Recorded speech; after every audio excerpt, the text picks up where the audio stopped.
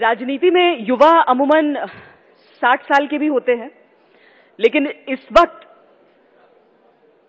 राजनीति का असली यंगस्तान हमारे साथ है, जो देखने में तो युवा है पर क्या सोच में युवा है। मैं आमंत्रित करना चाहूंगी स्टेज पर इस वक्त इस सेशन के संचालन के लिए आरपीएन सिंह जी, अनुराग ठाकुर जी, जय पांडा जी और तेजस्वी यादव जी।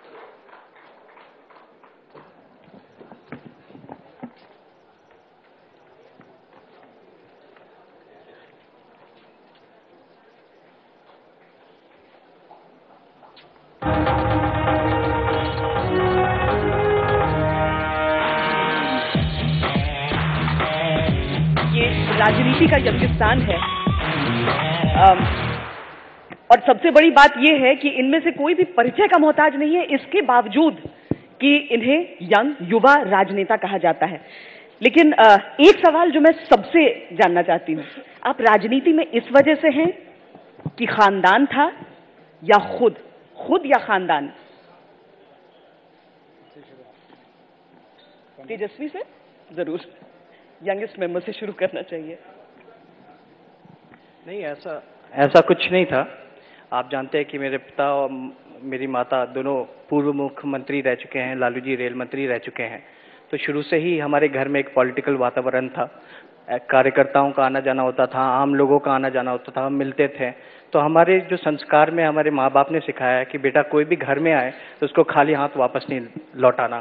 तो वो शुरू से ही हम लोग पॉलिटिक्स फॉलो करते रहे हैं और मैं चाहता हूं कि तमाम जितने युवा कटे हुए हैं राजनीति से, वो भी सामाजिक रूप में और राजनीतिक रूप में उनको जागरूक होना पड़ेगा और देश को आगे बढ़ाने के लिए, क्योंकि युवाओं की सबसे ज्यादा तादाद है, 50% से भी ज्यादा जो युवा हैं वो वोटर्स हैं अपने देश में।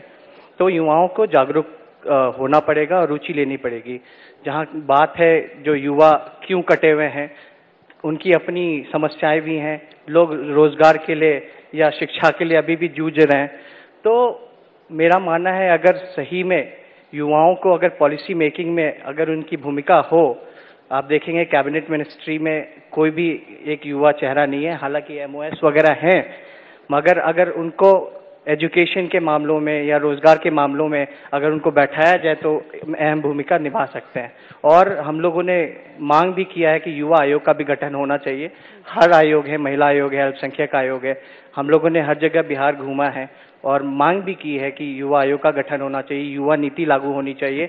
और एक मैं बात बताना चाहूंगा, सबसे ज्यादा अगर एक चीज में अगर फायदा हुआ युवा नेताओं को आने में, तो मेरा मानना है कि जो भी जनता जो अपने वरिष्ठ नेताओं से, सीनियर नेताओं के सामने जो बात अच्छे से नहीं रख पाते थे, हिचकते थे थोड़ा, वो युवा नेताओं के आने के बाद अपनी बातें पूरी अच्छी तरीके से रख पाते हैं। बाकी के लिए तो नहीं कह सकती हूँ, आपके लिए कह सकती हूँ कि बचपन से देखा है कि किस तरीके से धीरे धीरे राजनीति, क्रिकेट, फिर राजनीति में आप आए हैं।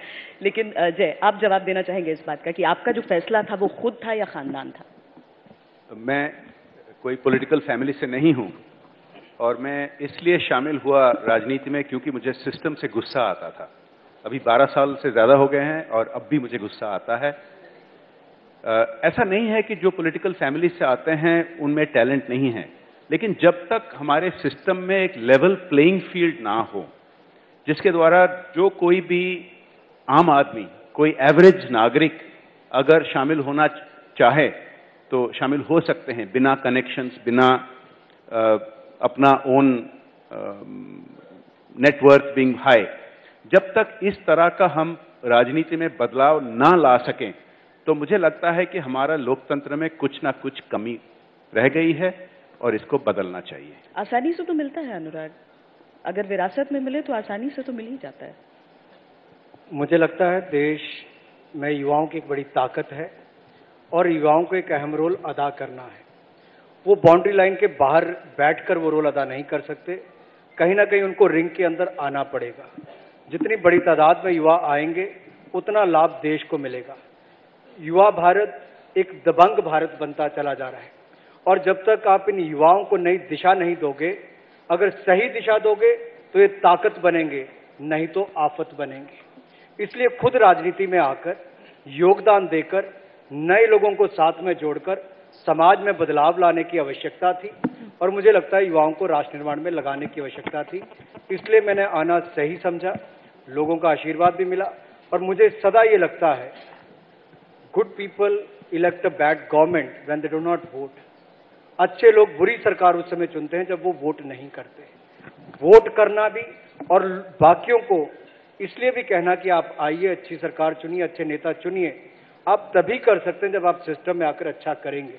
मैंने आकर प्रयास किया है, आशा करता हूं करोड़ों और नौजवान भी आकर करेंगे। चाहे एक मुख्यमंत्री के बेटे आए, चाहे मंत्री के बेटे आए, यंगिस्तान एक प्रिविलेज्ड पीढ़ी नहीं है क्या? नहीं, मैं आपको बताना चाहूंगा श्वेता कि मैं जब तक मेरे पिताजी जीवित थे, मैं कभी भी ना उन्होंने कभी कहा कि मुझे राजनीति में आना चाहिए। मैंने कहीं पढ़ा आप एक्टर बनना चाहते थे। नहीं, एक्टर तो बनना नहीं चाहते थे, वो तो मैं अनुराग के लिए छोड़ दूंगा, बहुत अच्छा कलाकार का काम भी कर सकते हैं, पर प्रभावित हो सकते हैं, पिक्चरें जरूर देखते हैं। कलाकार बनने की कोशिश कभी इतनी नहीं थी। आज बचपन में सभी को कलाकार बनने की एक ख्वाहिश रहती है।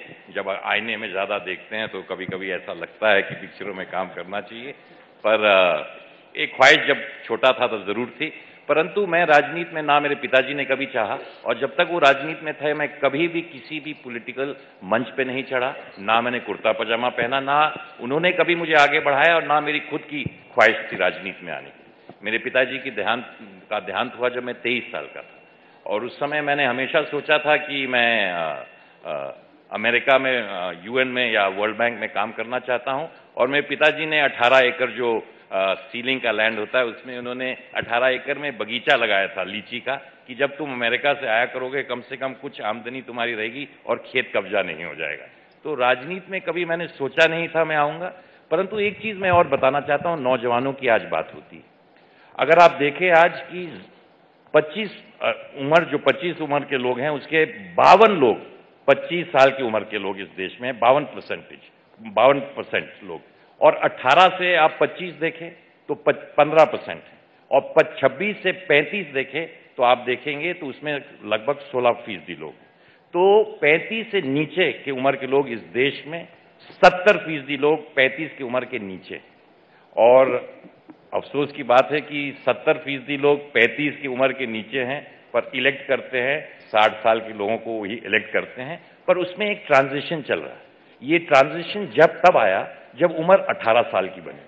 18 साल की उम्र वोटर जब मिला तो लोगों को, नौजवानों को भी डेमोक्रेसी की, प्रजातंत्र के मौके में आने का मौका मिला।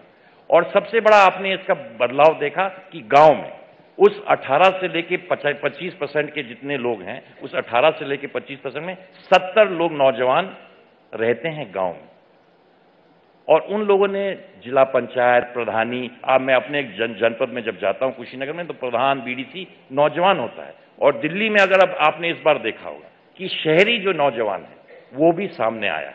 पर मैं एक और बहुत अहम बात बोलना चाहता हूं कि हमेशा नौजवानों की बात करते हैं हम, मैं युवतियों की बात करना चाहता हूं कि युवतियों पर इस देश में 50% लोग महिलाएं हैं, बच्चियां हैं, उन पर जब तक हम ध्यान नहीं देंगे, उनका सशक्तिकरण नहीं करना जाएंगे। आज जब हम गांव में जाते हैं बड़ी खुशी होती है कि 50% बच्चियां भी शिक्षित हो रही हैं। पिछले 2 साल देश में युवाओं के आंदोलन के तौर पर देखा गया, चाहे वो निर्भया दामिनी, हम जिस भी नाम से पुकारें, मसला रहा हो, अन्ना का आंदोलन था, तब भी तिरंगा लहराते बहुत 18 साल के लड़के पहुंचे थे वहां पर।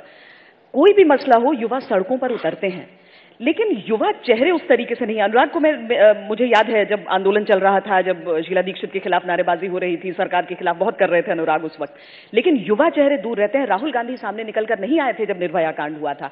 युवा तलाश रहा है एक युवा चेहरा जो उसकी बात कहे। मैं देखिए, अब 16 दिसंबर के जो हुआ उसमें अगर आपने देखा था, वो सचमुच में सशक्तिकरण नौजवानों का था इस शहर में, इस नगर में, इस देश में, कि उन्होंने किसी भी नेता के बिना, और वही शक्ति की जरूरत है कि अच्छे चीज के लिए नौजवान सामने आए। It was nameless, it was faceless. नौजवान आज इंडिया गेट पे इकट्ठा हुआ, कोई पार्टी ने उसको लीड नहीं किया, किसी व्यक्ति ने उसको लीड नहीं किया, स्वयं वही सशक्तिकरण हमें अपने युवकों में और युवतियों में देने की जरूरत है। जहां तक बात करने की बात है, तमाम डेलीगेशंस, देखिए उस समय डेलीगेशन सोनिया जी से भी मिले थे, हमारे गृह मंत्री से मिले थे, राहुल गांधी भी उस मीटिंग में थे। परंतु पब्लिक में जाना, और उसमें जब मैं भी उस मीटिंग में था, बड़े अफसोस की बात है कि जब मैं बाहर निकला और वो लोग बात कर रहे थे प्रेस से, तो लोगों ने बोला कि आरपीएन सिंह ने तो एनएसयूआई के बच्चों को भेंट करवा दिया। मैं आज इस मंच से बड़े स्पष्ट रूप से कहना चाहता हूं, उसमें कोई भी एनएसयूआई का बच्चा नहीं था। रात को 12 बजे सोनिया गांधी जी के यहां लोग धरने पे बच्चे पहुंचे, रात के 12 बजे, और उन्होंने सुबह उनको बुलाया कि आप आइएगा, सुबह आइएगा, आपसे बातचीत होगी। उसमें कोई भी एनएसयूआई का बच्चा नहीं था।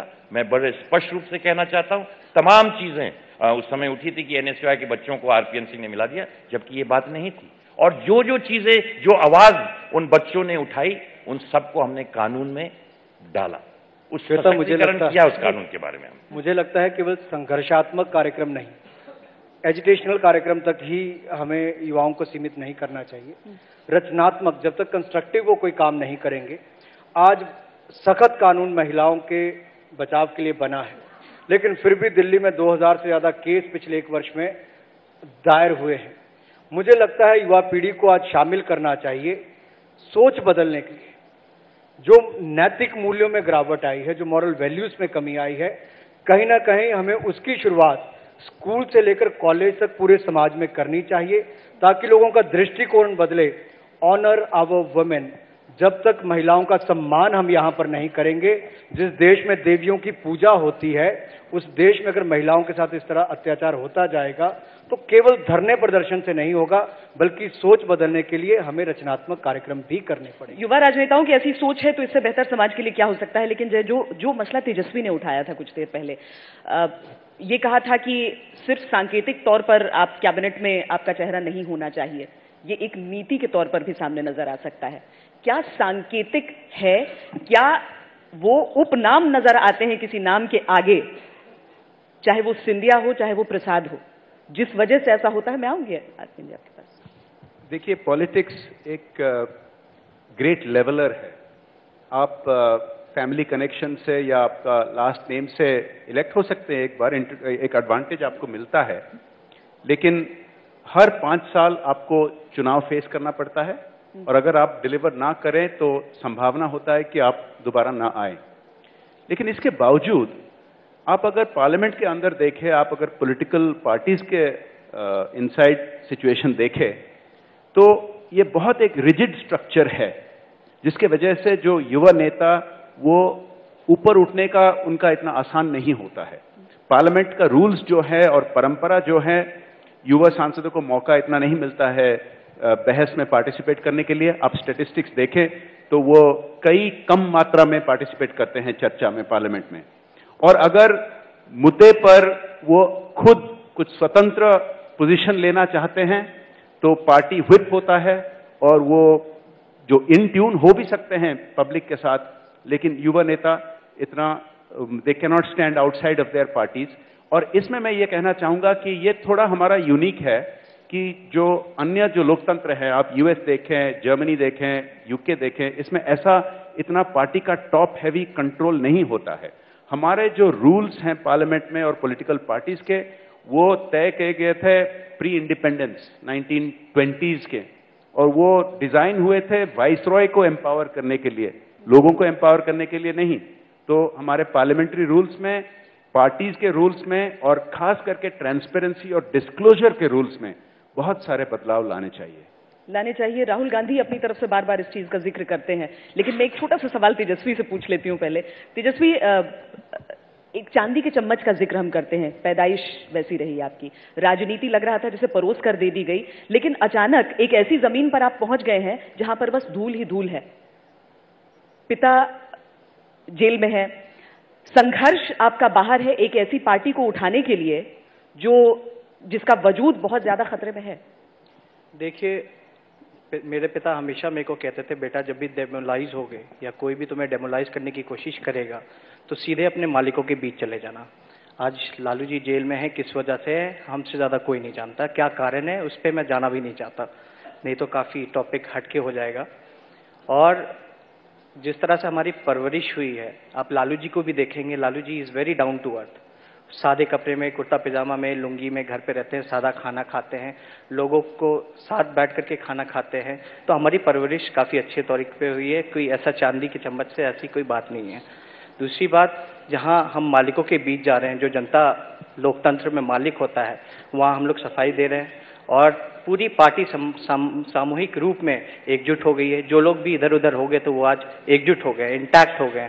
तो काफ़ी हम लोगों को मदद मिलता है जब लोगों का समर्थन दिखता है, लोग खड़े हैं आपके पीछे, तो काफ़ी मजबूती मिलती है। और जहाँ तक लीडरशिप की बात होती है, कई लोग लीडरशिप की बात छेड़ते हैं कि तेजस्वी इलेक्शन लड़ेंगे या पार्टी का कमान संभालेंगे, तो लीडरशिप की ऐसी कोई बात नहीं है। आप जांच करा ले, ना तो मेरे पास कोई पार्टी का पोस्ट है, ना ही मेरी इलेक्शन लड़ने की मंशा है, ना ही बड़े नेताओं के सामने बोलने में डर लगता है अभी? हाँ जी, जैसा उन्होंने कहा कि थोड़ी सी झिझक रहती है, यंग सांसद हैं, पार्लियामेंट में कितना। देखिए, मैं जनता के बीच जनता के बीच में हमेशा ये कहता हूँ कि युवा जितने हमारे साथ बैठे हैं पैनल में है, सब 40 है या तो 40 प्लस हैं, मगर मैं इनको युवा मानता हूँ। मगर मेरी उम्र 24-25 साल है, तो मैं युवा का भी युवा हुआ। तो युवाओं की क्राइटेरिया अगर देखी जाए परसेंटेज वाइज, तो मेरे को लगता है कि 40% तो होगी अगर युवाओं की संख्या 60% है। तो हम लोग पहले क्रिकेट खेलते थे, बातें होती थी, मगर राजनीतिक रूप में कोई ऐसी जागरूकता नहीं दिखती थी, लोग कटे हुए रहते थे। तो ये चीज़ें भी हम लोग ध्यान में रखते हैं कि आगे युवाओं को हम कैसे जोड़ें। इसके लिए हम लोगों ने मेंबरशिप ड्राइव भी खोल रखा है। सोशल मीडिया पे, जैसे फेसबुक पे हो या ट्विटर पे हो, लोगों को जोड़ने के लिए, अपनी बातें रखने के लिए वो हम लोग काम कर रहे हैं और सजेशन भी ले रहे हैं। लोगों को फॉर्म भी अवेलेबल करा रहे हैं, क्या सजेशन और क्या फीडबैक है, जिससे हम आगे युवाओं को और जोड़ सकें। सोशल मीडिया का जिक्र किया है तो याद आता है, राहुल गांधी तो कहते हैं वो युवाओं को जोड़ने के लिए, युवाओं को जिम्मेदारी, वो उसी तरह का ढांचा देख रहे हैं। आज के युवा के लिए ज्यादा बड़ी प्रेरणा कौन है, 40 साल के राहुल गांधी या 60 साल के नरेंद्र मोदी? आप तो जानती है मेरा जवाब क्या होगा, तो उसमें आपको पूछना ही नहीं चाहिए। अनुराग तैयारी कर, और अनुराग क्या जवाब देंगे वो आपको भी मालूम है। तो मैं तो ये कहना चाहता हूँ, देखिए नौजवानों की बात हो रही है और नौजवान सशक्तिकरण की बात हो रही है। पर अगर आप देखेंगे जितनी पार्टियां, और जो बात जय पांडा जी ने कही, मैं तो इन दोनों लोगों को बधाई देना चाहता हूं, अनुराग ठाकुर जी हों, जय पांडा जी हों, हमेशा संसद में इनको बोलने का मौका हमेशा मिलता है और बहुत गहरे सवाल उठाए। जय पांडा जी ने तो अभी तमाम चीज ट्विटर पे ही सरकार को घेरने की काम शुरू किया था। परंतु पार्टियां आज ट्रांजिशन में चल रही हैं, ट्रांजिशनल फेज है। कांग्रेस पार्टी में जैसे कि तेजस्वी ने कहा कि कैबिनेट मिनिस्टर नहीं है, ट्रांजिशनल फेज कांग्रेस पार्टी में भी एक ट्रांजिशनल फेज है। अगर आपने देखा होगा कैबिनेट में तमाम लोगों को प्रमोशन मिला, वो ज्योतिरादित्य सिंधिया हो, सचिन पायलट हो, जितेंद्र सिंह हो। और इस इलेक्शन में जो अभी 4 प्रांतों में चुनाव हुए हैं, उसमें आपने देखा होगा कि एक ट्रांजिशनल फेज, एक नए पीढ़ी को आगे लाने की कोशिश की गई। मध्य प्रदेश में हो तो ज्योतिरादित्य सिंधिया को लाने की बात हुई, अगर राजस्थान में देखा जाए तो जितेंद्र सिंह, सचिन पायलट को आगे लाने की बात हुई। इसी तरह दिल्ली में देखा जाए तो अजय माकन, संदीप दीक्षित को आगे लाने की बात हुई। और छत्तीसगढ़ में हमारा जो स्वर्गीय हमारे जो पीसीसी अध्यक्ष थे, उनको चेहरा बना के नौजवानों से जोड़ने की बात की थी। दुखद बात यह थी कि उनकी हत्या हो गई थी। परंतु आपने ये ट्रांजिशन कांग्रेस पार्टी में देखा। लेकिन क्या राहुल गांधी एक ऐसी, यंगिस्तान की एक ऐसी डिलेमा को नहीं रिफ्लेक्ट करते हैं जहां पर उन पर जिम्मेदारी तो दी जाने की कोशिश की जाती है, लेकिन वो जिम्मेदारी लेने के लिए रिलक्टेंट है? नहीं, देखिए वो क्या चाहते हैं, उन्होंने जो बात किया है कि अगर आप मुझे एम्पावर कर देंगे तो सशक्तिकरण नौजवानों का नहीं हो जाएगा। किसी आप 40 व्यक्ति को, अगर उन्होंने एम्पावरमेंट ऑफ यूथ की बात की, उन्होंने 2007 और 8 के बाद अगर आप चेहरे देखें, आज आप दिल्ली में देखिए, मध्य प्रदेश में, तमाम जगह स्टेटों में ये लोगों को दिक्कत होती है कि क्यों यूथ कांग्रेस वालों को टिकट इतनी दी जा रही है। क्योंकि जब तक यूथ पार्टिसिपेट नहीं करेगा चुनाव में, जब तक वो सामने नहीं आएगा। दिल्ली में तमाम लोग जिन्होंने दिल्ली यूनिवर्सिटी के चुनाव लड़े थे, उनको टिकट दिया गया। 4-5 लोग जो यहाँ काम करते हैं और जो हमसे कम उम्र के हैं और तेजस्विनी से थोड़े उम्र से ज्यादा है, तो सचमुच में जो इसमें आते हैं, तो कांग्रेस पार्टी का ट्रांजिशन फेज में नौजवानों को एम्पावरमेंट करने की बात करें। एक आदमी को आप सारा ताकत दे देंगे तो क्या इस देश का नौजवानों का सशक्तिकरण हो जाएगा? You have to empower the youth. मुझे लगता है आपका सवाल था कि राहुल गांधी जी अपने विचार व्यक्त क्यों नहीं करते, सोशल मीडिया पर क्यों नहीं है, या लोग जब उनको सुनना चाहते हैं कि निर्भया कांड हो या उत्तराखंड की त्रासदी हो या देश में भ्रष्टाचार की बात हो, तो वो कहाँ गायब रहते हैं? सोशल मीडिया के माध्यम से वो बता सकते थे, जिस पर वो नहीं है, और उनके विचार भी देश तक नहीं पहुंच पाते, शायद वो व्यक्त नहीं करना चाहते या नहीं कर पाते। और दूसरी ओर नरेंद्र मोदी जी हैं, जो हर विषय पर अपनी बात रखते हैं। और आज अगर 65 वर्षों के बाद उन्होंने इतनी बात कही है कि धारा 370 पर चर्चा होनी चाहिए, तो उनके एक बयान ने, एक ट्वीट ने, एक स्टेटमेंट ने आज देश भर में चर्चा शुरू कर दी है। ये मीडिया और सोशल मीडिया की ताकत भी है और एक नेता की पहचान भी है कि उसको देश आज गंभीरता से ले रहा है कि वो कोई मुद्दा जनता के बीच में उछालता है तो कम से कम अपना विचार रखता है। दूसरी ओर राहुल गांधी जी बिल्कुल गायब रहते हैं। मैं ये कहूंगा कि वो शायद इनकार करते होंगे कोई पद के लिए, लेकिन ये कोई मना नहीं करेगा कि उनके पास पावर है ज्यादा और अकाउंटेबिलिटी है कम। लेकिन क्या युवा ढूंढता नहीं है कि कोई जो जिसे वो युवा अपना प्रतिनिधि मानता है वो सामने आए, उसकी बात कहे? तो मैं वही कहने जा रहा था आपको कि आज का जो स्थिति है, कई जगह कहा जाता है कि गठबंधन के वजह से ये गवर्नमेंट में पॉलिसी पैरालिसिस हो गया है। मैं इसको नहीं मानता हूं, क्योंकि 10-12 साल पहले हमने देखे हैं कि गठबंधन में भी सरकार के 2 आउट ऑफ 3 पॉलिसीज वो पास कर सकते थे। मेरे ख्याल में दिक्कत यह है कि टॉप लीडरशिप जो है सरकार में, वो एक तो सीनियर हैं एज में, और दूसरी बात है ऑन द सेम वेवलेंथ नहीं है युवा पीढ़ी के साथ और कम्युनिकेट नहीं करते हैं। अगर आप अलग लोकतंत्र से कंपेयर करें, प्रेसिडेंट बराक ओबामा हो या डेविड कैमरन हो या चांसलर एंगेला मर्केल हो, ये ऐसा नहीं है कि एक बार चुनाव जीत जाए तो 5 साल उनको कुछ एक्सप्लेन नहीं करना पड़ता है। वो हर दिन उनके पॉलिसीज को प्रमोट करते हैं, कन्विंस करने के लिए कोशिश करते हैं अपने पार्टी को, ओपोनेंट्स को और पब्लिक को। हमारे लीडरशिप में, सरकार में ये हमें देखना नहीं मिलता है कि सरकार के जो top 3-4 leadership day in day out policies को क्या प्रमोट करते हैं पब्लिक को, ये होता नहीं है। और ये एक जेनरेशनल चेंज अभी होने वाला है। मैं कोई एक पार्टी को ब्लेम नहीं करूंगा, ये सिर्फ मोदी जी वर्सेस राहुल जी नहीं है। मेरे ख्याल में अक्रॉस द पॉलिटिकल स्पेक्ट्रम एक बदलाव आ रहा है और ये जेनरेशनल चेंज के बाद ये बदल जाएगा कि जो पॉलिटिकल लीडरशिप है, they are used to it. Day in day out social media हो या प्रेस कॉन्फ्रेंस हो या आउट इन द फील्ड हो, वो अपने पॉलिसीज को लोगों को कन्विंस करना पड़ेगा। देखिए, मैं समझ सकता हूं कि एक दिक्कत होती है जहां तक राहुल गांधी जी की बात है कि वो कम्युनिकेट नहीं करते हैं। लोग चाहते हैं कि वो टेलीविजन पे ज्यादा है, जैसे कि जय पांडा जी ने कहा कि वो कम्युनिकेट करते हैं फील्ड में रहकर। अगर उन्होंने उत्तर प्रदेश में 200 भाषण दिए, 200 गांव में गए वो, तो उन्होंने कम्युनिकेट अपनी बात की ना। किसी गांव में गए, पैदल उन्होंने, अगर वहां से चले, वो क्या बोलते हैं, गौतम बुद्ध नगर से अलीगढ़, उन्होंने लोगों से कम्युनिकेट किया। आज एक ये धारणा हो गई है कि अगर आप टेलीविजन पे नहीं आते हैं और अगर सोशल मीडिया पे नहीं है तो आप कम्युनिकेट ही नहीं करते हैं। राजनीति लोगों से कम्युनिकेट कर सकते हैं। अब अगर वो लोग चाहते हैं, ये तो आदमी की अपनी सोच होनी चाहिए कि हम किस तरह कम्युनिकेट करना चाहते हैं। हम जनता के बीच में जाके कम्युनिकेट करना चाहते हैं कि आपकी टेलीविजन चैनल पे आके यहाँ से भाषण दे दिया, कुछ किसी से और ये सवाल पूछ लिया जाए। तो मैं समझ सकता हूं आपके रेटिंग के लिए बहुत अच्छा हो सकता है, पर कुछ लोग आम आदमी से जाकर गांव में जाके लोगों से मिलना चाहते हैं। और जितना उन्होंने इस देश में घुमा है, अगर कोई भी भारतीय जनता पार्टी में एक नेता बना दे जितना उन्होंने दौरा इस देश का किया है 5 साल में, तो मैं आपकी बात से तैयार हूं। मेरा आरपीएन जी से केवल एक प्रश्न है, अगर वो इतना कम्युनिकेट कर रहे हैं तो कांग्रेस की कोर कमेटी में कम्युनिकेट क्यों नहीं किया और बाद में आकर प्रेस कॉन्फ्रेंस में कहा कि ऑर्डिनेंस को फाड़कर फेंक देना चाहिए? क्योंकि वो कोर कमेटी में है नहीं, क्योंकि कोर कमेटी में वो है नहीं अनुराग ठाकुर जी। इसको राजनीतिकरण करने के लिए तो मैं कह सकता हूं, एक उन्होंने अच्छी चीज कही, उस चीज की बाद में आपने समर्थन किया था, बाद में उसी चीज को आपने भी वो राहुल गांधी का लाइन लिया। तो इसमें अगर राजनीतिकरण करना है तो बहुत आसान है। आप पार्लियामेंट में आपने कहा था कि विधेयक को आप पास करने वाले थे, बाद में आपने बदला। हाँ, मैं पांडा जी की बात नहीं करता हूं, पर भारतीय जनता पार्टी बड़े स्पष्ट रूप से उन्हें ऑर्डिनेंस को पास करना चाह रहे थे। तो अब ये आप राजनीतिकरण की उन्हें फाड़ा, कम से कम हमने फाड़ा तो आप तो स्वीकार कर रहे थे। मुझे लगता है यूर फैक्चुअली इनकरेक्ट, क्योंकि हमारी पार्टी ने सबसे पहले स्टैंड लिया, बाकी पार्टीज ने भी लिया। उसके बाद जब पूरे देश में माहौल बना, उसके बाद ऑर्डिनेंस को फाड़ने की बात हुई। हम दिशा नहीं बदलना चाहते, हम युवाओं की बात करना चाहते हैं। ये क्योंकि भारतीय जनता पार्टी ने ऑन रिकॉर्ड इन पार्लियामेंट है भैया। अनुराग जी, एक चीज समझ में नहीं आ रही है, वो चाहे किसी कमेटी का हिस्सा हो ना, वो बहुत दूर की बात है।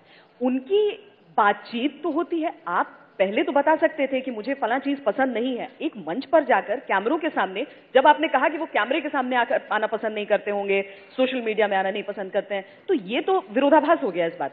किस चीज का विरोधाभास हो गया? कि वो आप टीवी के सामने आकर उसकी धज्जियां उड़ा रहे हैं और अपनी बात रख रहे हैं, जबकि आप उस चीज को कम्युनिकेट कर सकते थे। जब टेलीविजन को यूज करना होता है, politicians don't have to be used by media, we can also when we have to give a message use television, why should we only be used by media? तो कभी-कभी इसको भी बदलना होता है जी।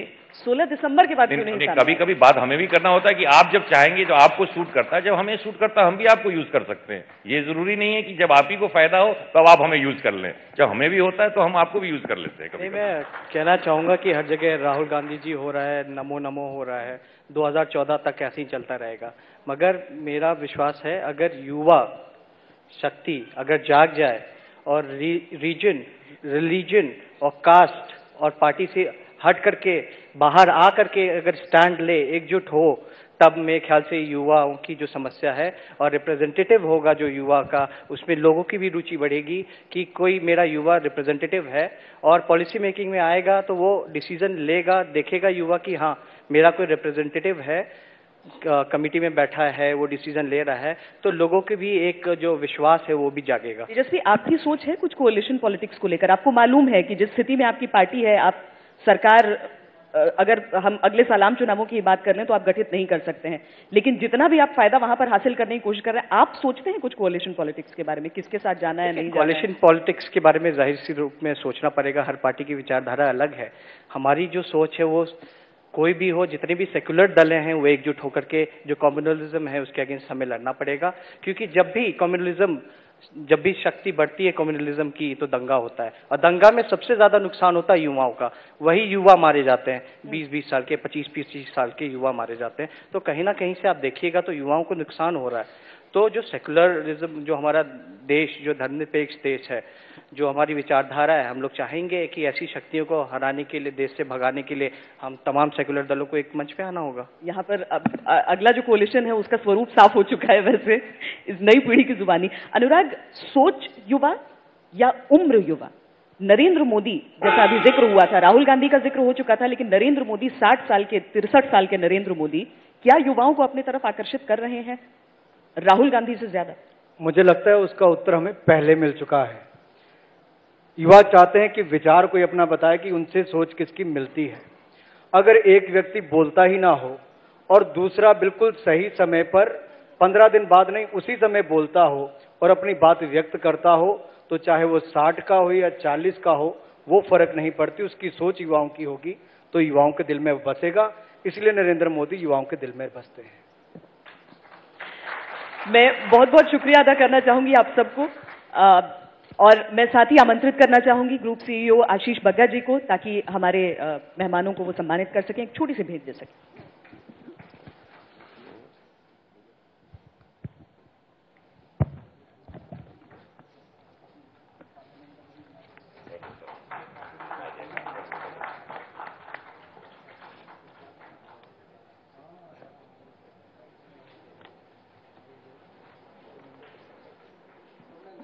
थोड़ी गर्मजोशी से तालियां बजा दीजिए, बस खाने का वक्त आने वाला है।